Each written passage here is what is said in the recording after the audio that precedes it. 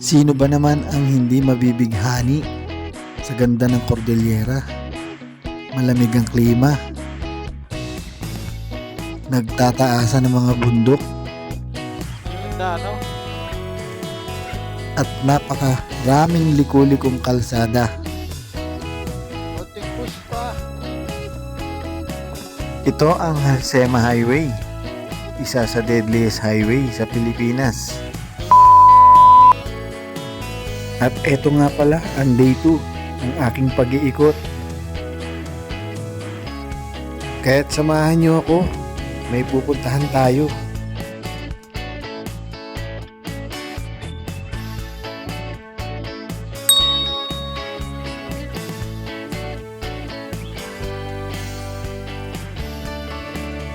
Alis na tayo. Ang ating day 2. Sige Sir Rodio, thank you. Thank you, thank you.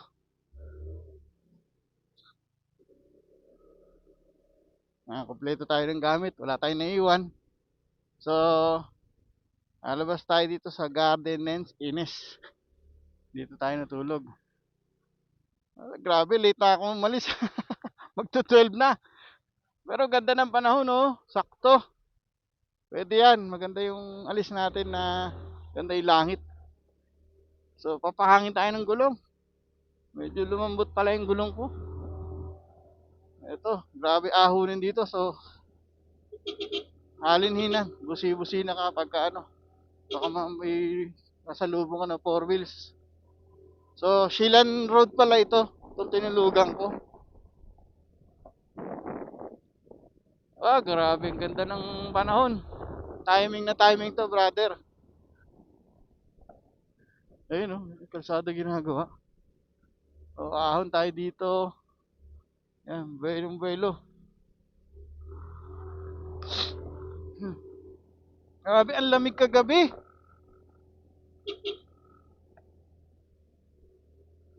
Sobrang lamig kagabi. Sinipon ako ah. Kaya naman tayo late na malis kasi nag-e-edit ako sa sobrang pagod ko, nakatulugan ko, naku. Habang ang processing pala, pag nakapatay pala yung phone, di siya gagana. Ayun, nagre-process uli ako ngayong umaga. Na-delay na ako ng alis. Good morning pa. No. Good morning mga ka-road trip. And once again, ang inyong ka-road trip, Kuya Abin, ay late na umalis dito sa Shilan, Bickel. So, ang target ko ngayon sa Atok, then Madali Pay View Deck. Wala pa tayong kain, breakfast, then hindi pa tayo magla-lunch, mamaya-maya na siguro. So, unahin ko muna to. Kasi late na tayong umalis. So, tuloy-tuloy lang tayo hanggang makarating tayo ng Atok. Nakakita rin tayo ng pwede kong kainan, kakain na rin ako. Medyo gutom na rin. Ang daming bumabiyahe ngayon kasi Sabado nga pala. Ito yung may tag dito, toll gate. Ewan ko kung nagbabayad pa. Hindi na. Dati nagbabayad pa. Grabe, na-miss ko ang Cordillera. Na-miss ko magbiyahe dito. Muli kong biyahe dito, bago mag-pandemic. 2019. Tagal. Ngayon lang uli ako nakapunta dito.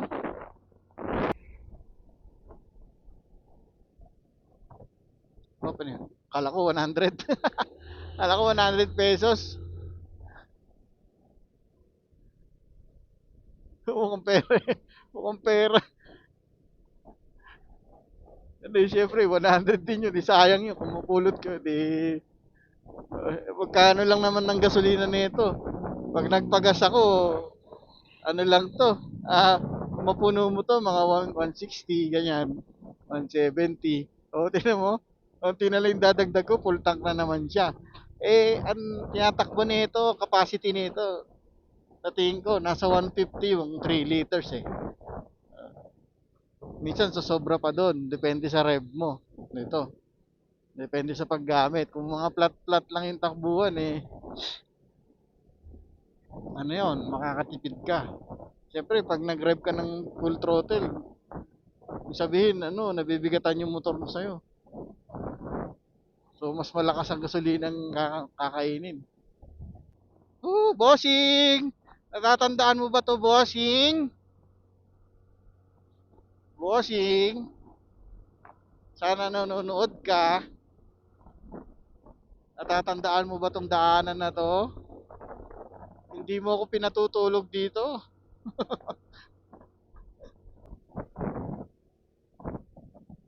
Asan ang timbak? Di pa siya tanaw. Kukuberan pa. Ayun ang timbak. Ayun ang timbak. Kita ko na. Ito na. Nandito na pala tayo sa highest point Philippine Highway System. Elevation. Grabe taas, no? Pero hindi na tayo paparada. Hindi, diretso lang ako. Diretso lang. Hindi tayo paparada.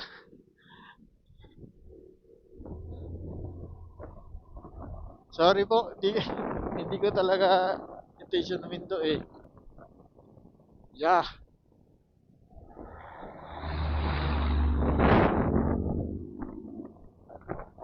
Kita mo yung mountain back na yan, ano? Gigantic mountain. Actually, siya ay pang-sampung pinakamataas na bundok sa Pilipinas. Sa Luzon, siya ang third. So, sa Luzon, ang nauuna, Mount Pulag. Then, Mount Tabayok. Then, susunod dito. Third, highest peak sa Luzon, ang Mount Timbak. Pang-sampu sa pinakamataas sa buong Pilipinas.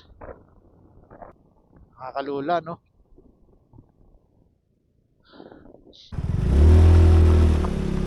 Ayun lang. Sorry, hindi makakahon yung motor ko. Grabe ang tarik, oh. Kasi kung sila nga, pumipila pa para umahon. Ingat, sir, ingat. medyo, medyo,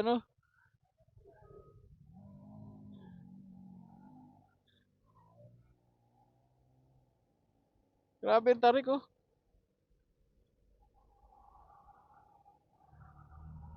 Wala. So, Mount Data ang ating susunod na pupuntahan. Hindi ito kaya. Napakatarik. Isa-isa sila pumapanik, oh. Kung di cambio yung motor mo siguro.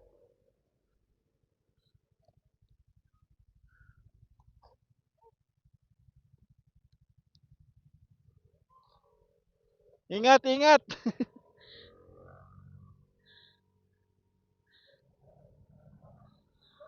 So, hindi tayo makapanik. Hihirapin yung motor ko dyan. Sa Bugyas na tayo. Yehey! Bugyas na!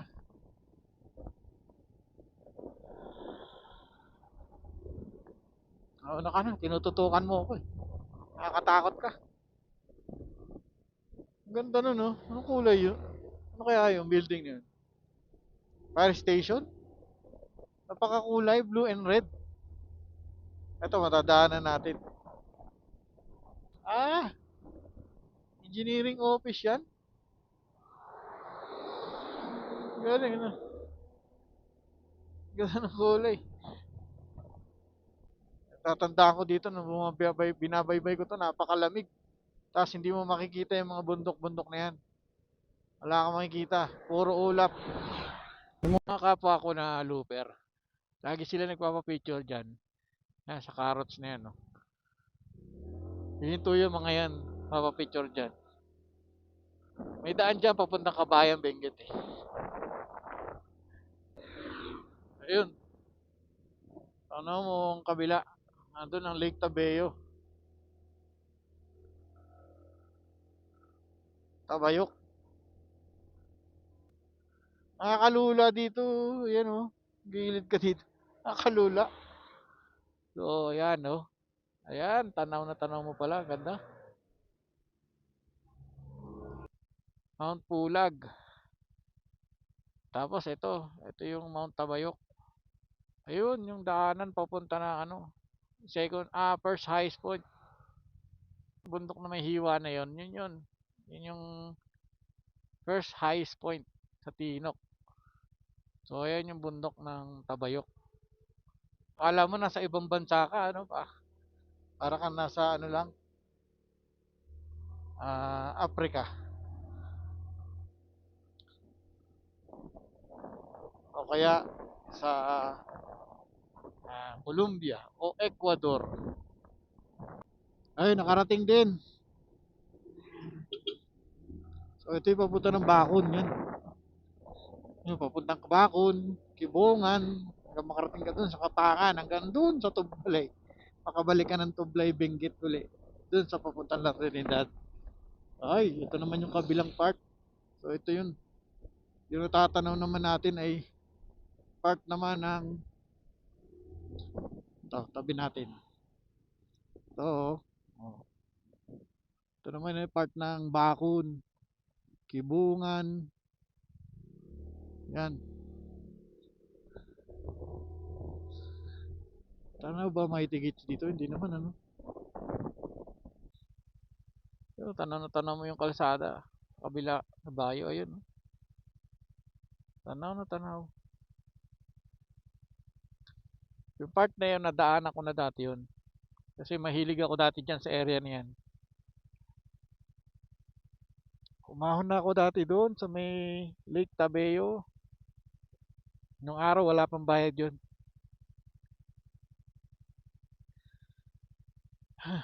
Ano, nakakapagbuntong hininga ko na. Pag ganun ko talaga eh. Sa ganda ng view.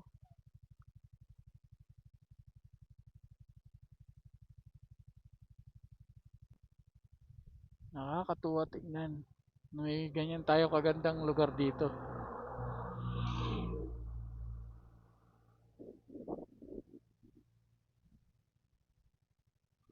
Ganda yun.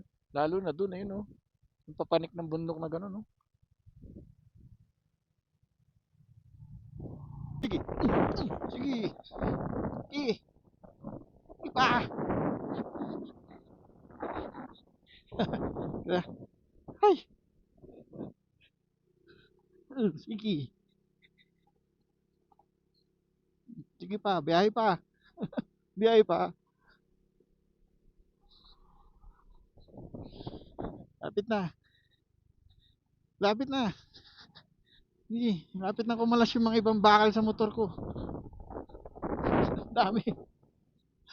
Ay, sabi dadaanan lang ako ng Gixxer.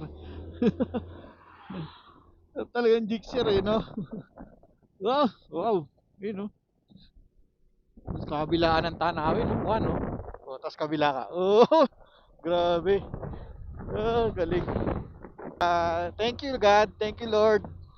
Salamat po sa blessing na ganito and sa pagkakataon na ganito at pinagbigyan nyo ako sa aking hiling na maging maganda ang panahon sa biyahe ko.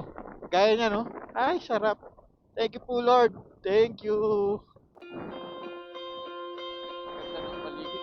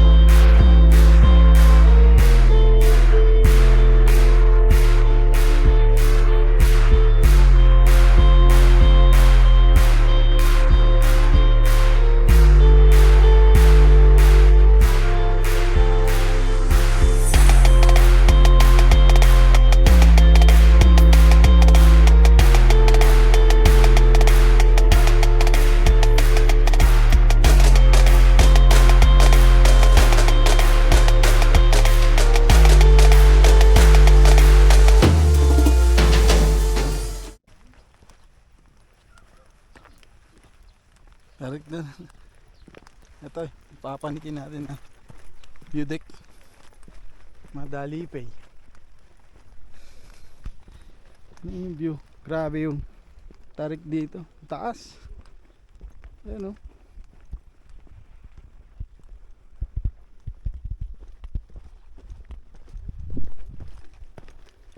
So, madali naman daanan yun. May catwalk. 20 lang bayad.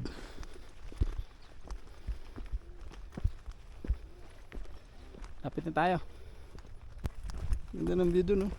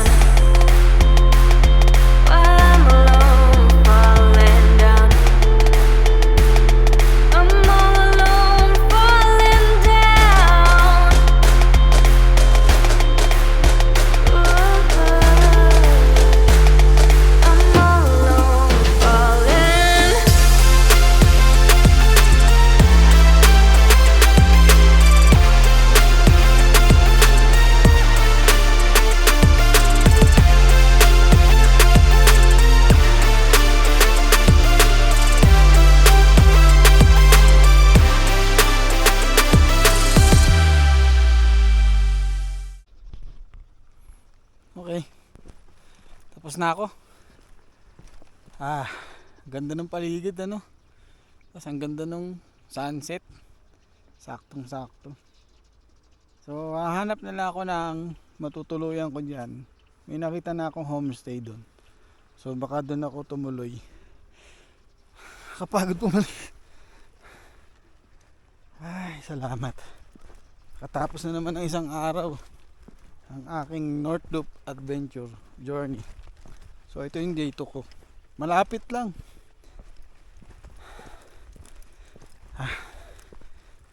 Sana nagustuhan nyo yung video ko ngayong araw na to. Kung nagustuhan nyo, then sana ma-like nyo rin para tumaas naman yung algorithm nya. Ay. And then kung di ka pa nakasubscribe sa akin, kung gusto mo mapanood yung North Loop journey ko, subscribe ka na rin, idol. So paano, dito ko na tatapusin tong video na to. At kailangan ko na rin maghanap-hanap ng matutuluyan dahil ayun yung buwan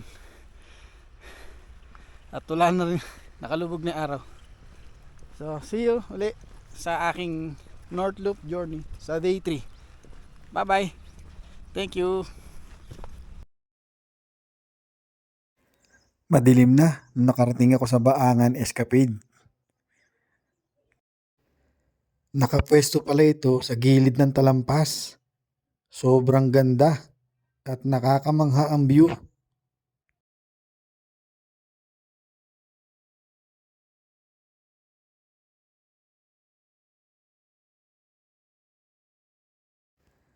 Nung una ay akala ko walang tao.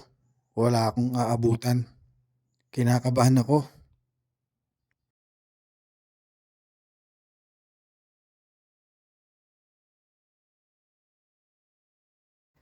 Pero nagbaka sakali ako. Ibinaba ko na ang motor ko. At saka ako tumawag ng tao po.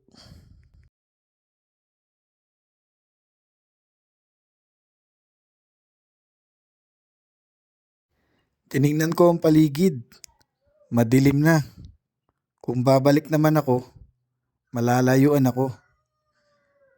Kaya dumiretso na ako sa loob.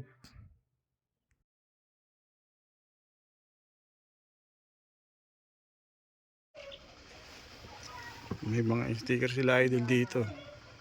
J4. Oh. Siya pa mga pinapanood ko na. Ito, si BI Hero. Sino pa ba? AJ Travel.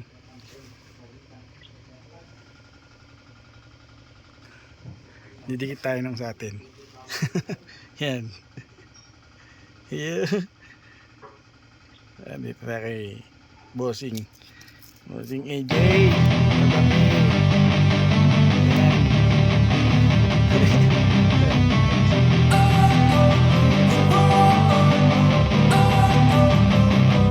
Don't wanna sleep in, cause I got something to prove. I gotta take what I hate and finally make a move. I think of you and